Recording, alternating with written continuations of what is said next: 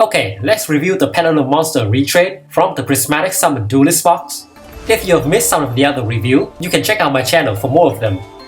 This time, we have the Wind Unicorn Parallel, the Dracoslayer, the retrade of the fan favorite Magic Spectre Unicorn Kirin. This was a pretty good card back in the day, because it has a pretty good generic disruption, and it's very hard to deal with. So it was on the ban list for a little while, because it's very techable in a lot of decks. Nowadays, because of the Pendulum mechanic being heavily nerfed, and there is also a lot of generic good boss monster, this card is not really being used anymore, even though it's no longer on the ban list. Our new retrade does lose the Magic Spectre tag in its name, so now the deck has to jump to some hoop to summon this card with Rio.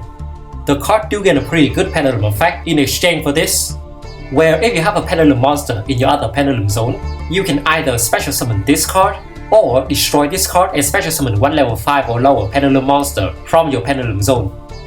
If you have any experience playing Pendulum, you would know that this effect is very good, because it's basically let you use both the Pendulum effect and the monster effect of your other Pendulum monster. It also just provides you with a free body on the field, which is actually a pretty rare effect to have in a Pendulum deck. It can also trigger a Natural Graph Sorcerer, a key card to have in any Pendulum pile.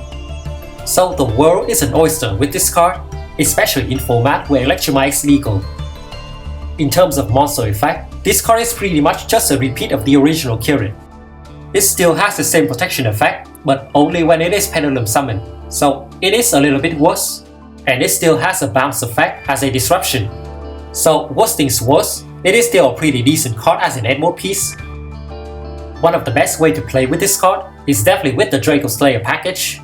A lot of them can search or special summon this card from the deck itself, and they also just good generic Pendulum cards too. There's just a lot of room for experimentation here.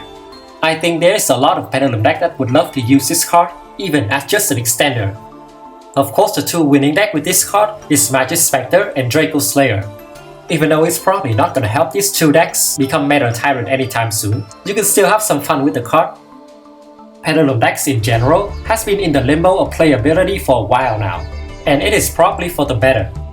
It is a very difficult mechanic to play with, and it honestly might deter a lot of players from playing the game if it's become way too good.